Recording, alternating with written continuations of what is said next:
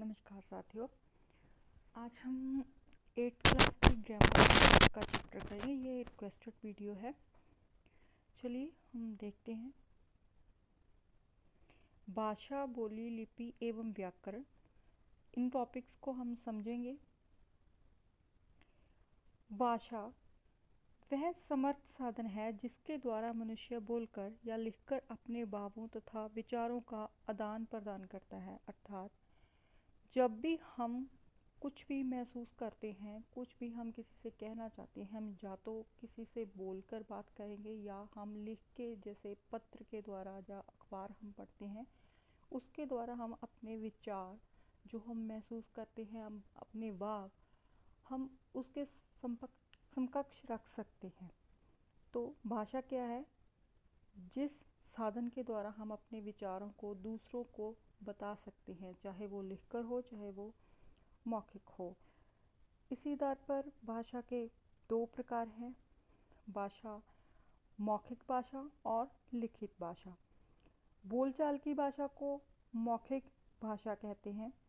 जब हम हमारे विचार बोलकर किसी के सामने रखते हैं तभी उसको हम मौखिक भाषा कहेंगे। जैसे अभी यहाँ पे बताया गया है कि जब आप कोई भाषण प्रतियोगिता का आयोजन करते हैं, उस पर मंच पे खड़ के आप बोल रहे हैं, जैसे अभी मैं आपसे बात कर रही हूँ, तो वो मौखिक भाषा की एक इकाई है।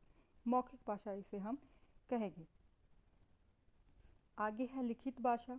जब उच्चारित ध्वनि संकेतों को निश्चित चिन्हों द्वारा लिखकर अंकित किया जाता है तो उसे लिखित भाषा कहते हैं।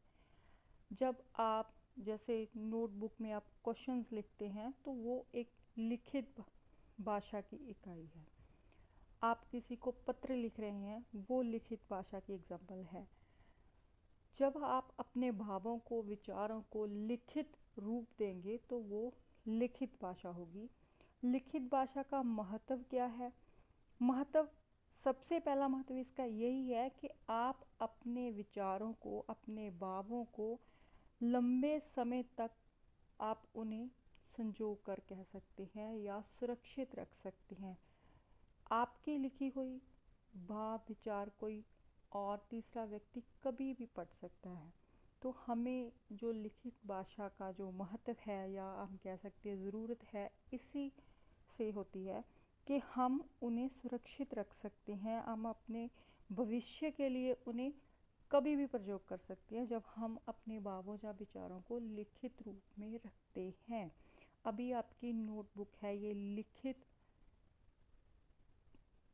लिखित भाषा की एक एग्जाम्पल है। आप आज लिख रहे हैं अपने क्वेश्चंस, आप कल को उसे एग्ज़ाम के टाइम पढ़ेंगे, तो आप अपने भावों को, विचारों को सुरक्षित रख सकते हैं लिखित रूप में।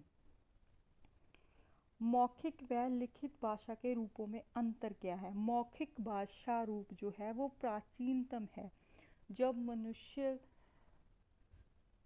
ने भाषा, उनमें प्रचलन हुआ भाषा का, तो सबसे पहले मौखिक भाषा आई। बच्चा जब पैदा होता है तो सबसे पहले बोलना सीखता है, लिखित रूप वो भाषा का बाद में सीखता है। इसीलिए ये सबसे प्राचीन रूप है। मूल रूप भी इसीलिए बोला जाता है क्योंकि हम पहले भाषा को मौखिक रूप से सीखते हैं, लिखना हम बाद में सीखते हैं। लिखित भाषा का विकास बाद में हुआ। बच्चा आसपास के वातावरण से बिना प्रयास किए जो भाषा सीख जाता है वह भाषा का मौखिक रूप है, पर लिखित रूप सीखने के लिए अभ्यास और प्रयत्न आवश्यकता होती है। अभ्यास और प्रयत्न की आवश्यकता मतलब आप पहले वर्णमाला सीखते हैं, फिर आप दो वर्णों वाला शब्द सीखते हैं, फिर मात्राओं के साथ शब्द सीखते हैं। ऐसे आपको अभ्यास करना पड़ता है और आपको विशेष प्रयत्न करने पड़ते हैं, मतलब कोशिश करनी पड़ती है किसी भाषा को सीखने के लिए। भाषा का मौखिक रूप आसानी से बदलता रहता है। अभी आप देखिए कि आपकी जैसे स्टेट लैंग्वेज पंजाबी है, उसमें आप कितने ही इंग्लिश के वर्ड्स यूज़ करते हैं, तो आसानी से ये बदलता रहता है। लिखित भाषा रूप स्थायी होता है। लिखित भाषा में कोई जल्दी बदलाव नहीं होते। इसके लिए एक संस्था होती है प्रॉपर, जो लिखित भाषा में बदलाव करती है। जैसे केंद्रीय हिंदी निदेशालय हमारी ये संस्था है जो हमारी लिखित भाषा में बदलाव कर सकती है। बोली, भारत जैसे विशाल देश में अनेक बोलियां प्रचलित हैं, जैसे हरियाणवी, कन्नौजी, मारवाड़ी, कुमाऊनी, छत्तीसगढ़ी। तो ये होती क्या है, हम ये देखते हैं। थोड़ी थोड़ी दूर पर बदलने वाली मौखिक भाषा का स्थानीय रूप बोली कहलाता है। अभी आप देखिए, जिस एरिया में रहते हैं आप उससे नेक्स्ट डिस्ट्रिक्ट में, मतलब नेक्स्ट ज़िले में, अगले ज़िले में जाएंगे तो आपको भाषा के शब्दावली के जो अंतर है वो स्पष्ट दिखेंगे। जहाँ पे आप रहते हैं वहाँ कुछ वस्तुओं के और शब्दावली यूज़ होती होगी, लेकिन आप अपने 2-4 गांव आगे निकल के जाएंगे तो वहाँ पे कुछ और शब्द प्रयोग में लाए जाते होंगे। तो ये जो होती है ये बोली होती है। जैसे हम पंजाब में रहते हैं तो यहाँ पे मलवई, माझी, दुआबी ये उपभाषाएं हैं। इनके अंदर कितनी बोलियां हैं, जैसे संगरूर ज़िले की बोली अलग से है, मानसा वाली साइड आप जाएंगे वहाँ पे आपको शब्दावली का अलग से प्रयोग मिलेगा, बठिंडा साइड जाएंगे वहाँ पे कुछ और बदलाव होंगे। तो ये थोड़ी थोड़ी दूरी पर जो भाषा बदलती रहती है, मौखिक भाषा, उसे बोली कहते हैं। ये स्थानीय होती है। उपभाषा व भाषा, बोली की अपेक्षा उपभाषा का क्षेत्र विस्तृत होता है। जैसे अभी मैंने बताया मलवई, माझी, दुआबी है ना, तो ये उपभाषा है। बोली थोड़े क्षेत्र में, छोटे क्षेत्र में बोली जाती है और उपभाषा का क्षेत्र उससे थोड़ा विशाल होता है। एक उपभाषा में अनेक बोलियां हो सकती हैं। जैसे अभी आप मैंने पीछे बताया, जैसे हम मालवा के निवासी हैं, मालवा में भी कितनी ही बोलियां हैं। जैसे मैंने बताया कि संगरूर ज़िले की, मानसा ज़िले की, बठिंडा ज़िले की, पटियाला ज़िले की, तो अलग अलग हम थोड़ी बहुत शब्दावली चेंज के साथ हम बोलते हैं। जैसे अभी हम देखते हैं, जब एक साहित्यकार उपभाषा में समर्थ रचना प्रस्तुत करता है, जब वह एक सामान्य रूप प्राप्त कर लेती है तो उपभाषा भाषा बन जाती है। यहाँ कहने का क्या मतलब है कि उपभाषा में जब कोई साहित्यकार कोई श्रेष्ठ रचना कर देता है जो बहुत प्रसिद्ध हो जाती है तो वो उपभाषा भाषा कहलाने लग जाती है। जैसे यहाँ पे अवधि और रामचरितमानस का उदाहरण दिया गया है। रामचरितमानस तुलसीदास की रचना है जो अवधि भाषा हम बोलते हैं, लेकिन अवधि उपभाषा है। रामचरितमानस सर्वश्रेष्ठ रचना होने के कारण यहाँ हम अवधि को भाषा कहने लगे हैं। हिंदी की 5 उपभाषाएं हैं, अलग अलग उनकी बोलियां हैं। ये देखते हैं, पूर्वी उपभाषा है जिनकी बोलियां हैं अवधी, बघेली, छत्तीसगढ़ी। पश्चिमी हिंदी ये सबसे बड़ा जो है उपभाषा का क्षेत्र है। खड़ी बोली, ब्रजभाषा, हरियाणवी, बुंदेली, कन्नौजी। बिहारी हिंदी की बोलियां हैं भोजपुरी, मैथिली, मगही। पहाड़ी हिंदी की गढ़वाली, कुमाऊनी। राजस्थानी की मेवाती, मारवाड़ी, जयपुरी। लिपि,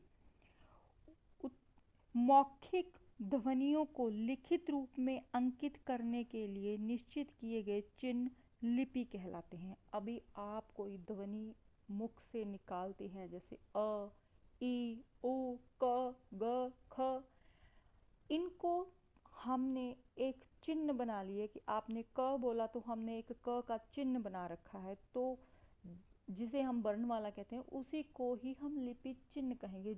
चिन्ह ध्वनियों के अंकित चिन्हों को जो हमने निश्चित कर रखे हैं कि इस ध्वनि का चिन्ह ये है, उनको हम लिपि चिन्ह कहते हैं, लिपि कहते हैं उसे।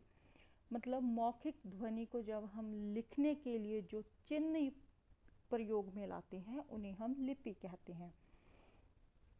प्रत्येक भाषा की अपनी एक लिपि होती है। जैसे संस्कृत, हिंदी, मराठी, नेपाली की देवनागरी लिपि है। पंजाबी गुरमुखी लिपि में लिखी जाती है। उर्दू फारसी लिपि में लिखी जाती है। अंग्रेजी, फ्रेंच, जर्मन, रोमन लिपि में लिखी जाती है। जापानी जापानी में, अरबी अरबी में, और फारसी लिपि की फारसी भाषा की फारसी लिपि है। यहाँ पे हम व्याकरण पढ़ेंगे। किसी ने कहा बालक पुस्तक पढ़ती है, लेकिन ये शब्द अशुद्ध है, सॉरी ये वाक्य अशुद्ध है। अब हमें पता कैसे चलेगा कि ये वाक्य अशुद्ध है? व्याकरण जो है वो ऐसे ही नियमों का एक संगठन है जो हमें भाषा की शुद्धता सिखाता है। शुद्ध रूप हमें व्याकरण से ही पता लगता है। शब्दों के शुद्ध रूप का ज्ञान हमें व्याकरण द्वारा मिलता है। व्याकरण वह शास्त्र है जिसके द्वारा भाषा के शुद्ध स्वरूप, शुद्ध प्रयोग का ज्ञान होता है। इसके अंग 4 हैं: ध्वनि विचार, शब्द विचार, पद विचार, वाक्य विचार। ध्वनि विचार, इसमें ध्वनियों के वेद, भेद, उच्चारण, लेखन व उनके संयोजन पर विचार किया जाता है। शब्द विचार, इसमें शब्दों की उत्पत्ति, वो कैसे उत्पन्न हुए, भेद रूपांतरण, उनका भेद कैसे किए जाते हैं, शब्दों के जो अलग अलग भेद हैं, रचना पर विचार किया जाता है। पद विचार, इनमें पद भेद, पदबंध पर विचार किया जाता है। वाक्य, इसमें वाक्य संरचना, वाक्य भेद, वाक्य रूपांतरण व विराम चिन्ह पर विचार किया जाता है। आगे के अध्याय में आपको ये विस्तार से पढ़ाया जाएगा। शब्द, पद और वाक्य में क्या अंतर होता है, हम ये पढ़ेंगे। शब्द वर्णों का सार्थक एवं स्वतंत्र समूह कहलाता है। सार्थक एवं स्वतंत्र मतलब जिसका कोई अर्थ हो, अर्थ सहित। स्वतंत्र, उसे अब हमने स्वतंत्र कैसे, अब हमने आम बोला, आपको समझ में आया कि ये मीठा मीठा सफल होता है। वो मोहन किसी का नाम है, आपको उस इंसान की आकृति आपकी आंखों के सामने आ जाएगी। पद, जब शब्द वाक्य में प्रयुक्त हो जाता है तो उसे हम पद कहेंगे। भूखे बालक को भोजन दो, यहाँ पे भूखा, बालक, भोजन, ये सभी पद हैं। वाक्य शब्दों का सार्थक समूह जो किसी भाव या विचार को व्यक्त करने में समर्थ हो। जब हम शब्दों का ऐसा समूह लेते हैं जो सार्थक होता है, जिससे हमें किसी भाव की अभिव्यक्ति होती है, जिससे हमें किसी विचार को समझ में हमारे आता है, तो उसे हम वाक्य कहते हैं। हम किसी भी शब्द समूह को वाक्य नहीं कह सकते, उससे हमें अर्थ जो है उसकी अभिव्यक्ति होनी चाहिए, मतलब हमें अर्थ उसका समझ में आना चाहिए, उसी को ही हम वाक्य कह सकते हैं। रवि विद्यालय जाता है। हिंदी भाषा का महत्व।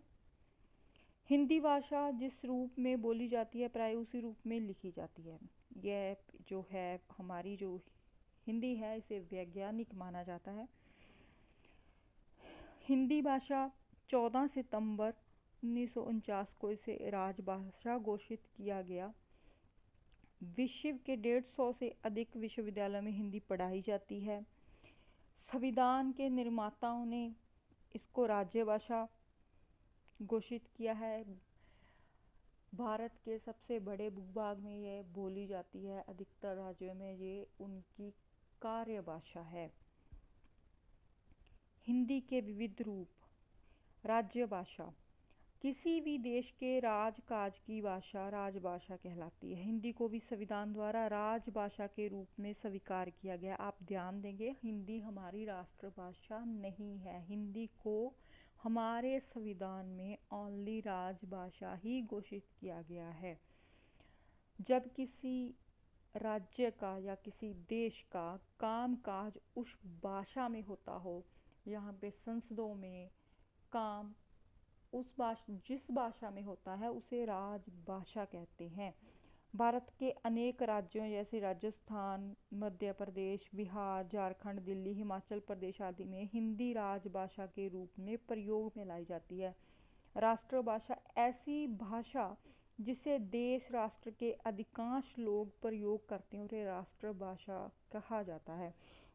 जहाँ पर अधिकतर लोग, किसी देश की अधिकतर जनता मतलब काफ़ी बड़ी संख्या में जब लोग उसे प्रयोग करते हैं उसे राष्ट्रभाषा कहते हैं। वैसे हमारी हिंदी को राष्ट्रभाषा मान लिया जाता है, लेकिन संवैधानिक तौर पे वे सिर्फ राज्य भाषा है।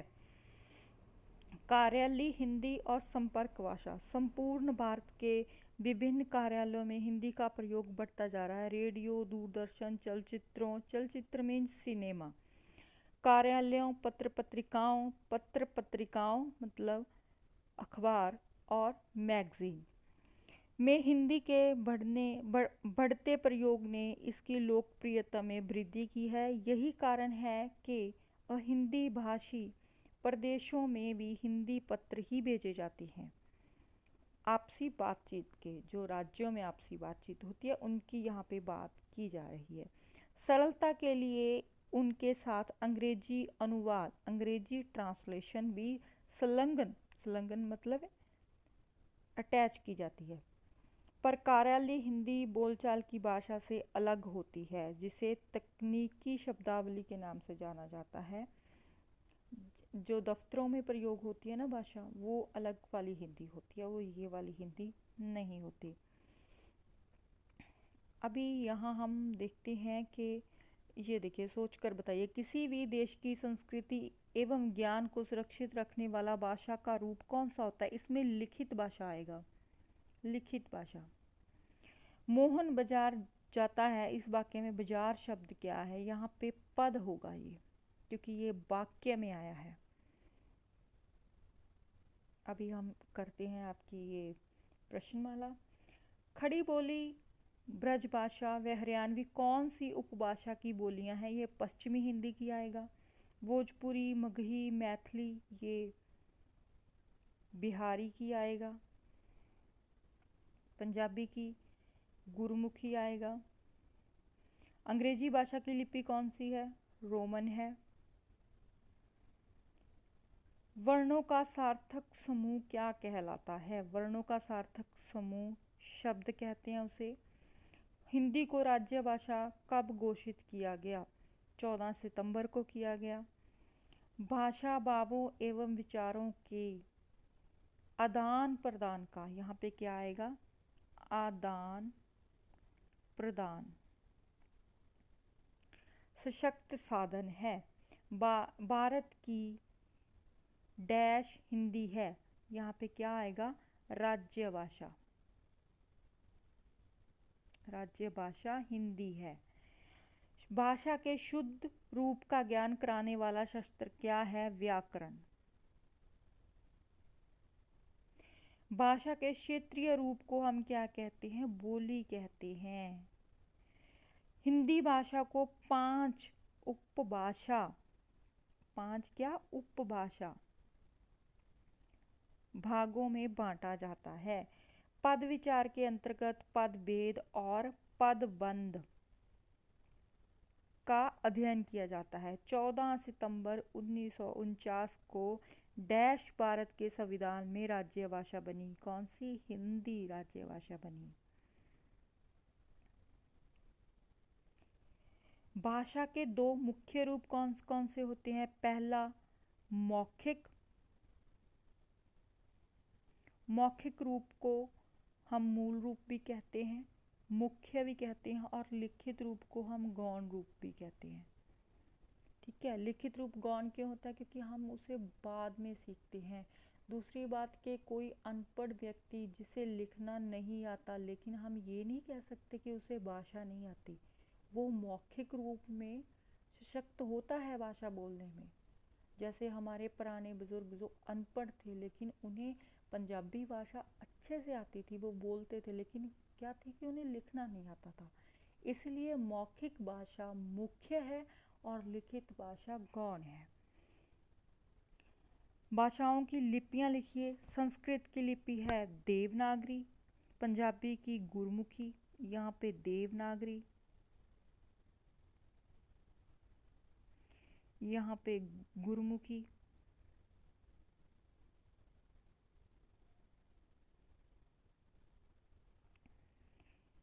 हिंदी की देवनागरी। उर्दू की क्या है? फारसी, ये आप बताएंगे। मराठी, ये भी देवनागरी में लिखी जाती है भाई।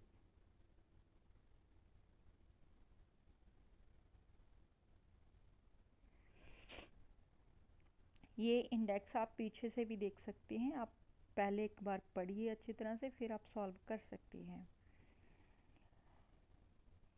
क खंड व ख खंड से लिखे वाक्यांशों तथा शब्दों का सही मिलान करना है हमने यहाँ पे। देखते हैं, पंजाबी के लिए कौन सी है? गुरमुखी है, यहाँ पे पहला आ जाएगा। हिंदी की कौन सी है? हिंदी हमारी राज्य भाषा है, गुरमुखी की पंजाबी लिखी जाती है। एक विदेशी भाषा कौन सी है?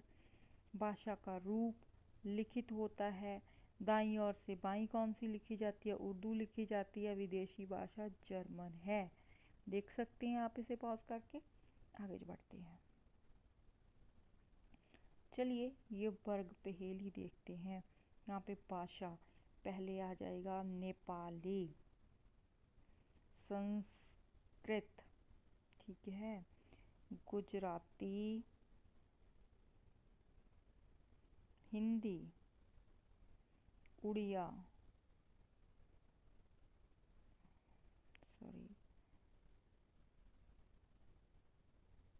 उड़िया, उर्दू, ठीक है, कन्नड़, मणिपुरी, सिंधी,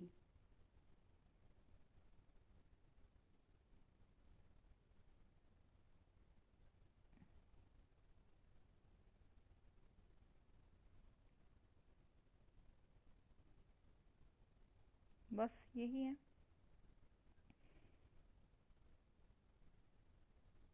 धन्यवाद। क्लास अच्छी लगी शेयर करना अपने मित्रों के साथ और वीडियो को लाइक जरूर करना। धन्यवाद। मिलेंगे नेक्स्ट चैप्टर के साथ। धन्यवाद।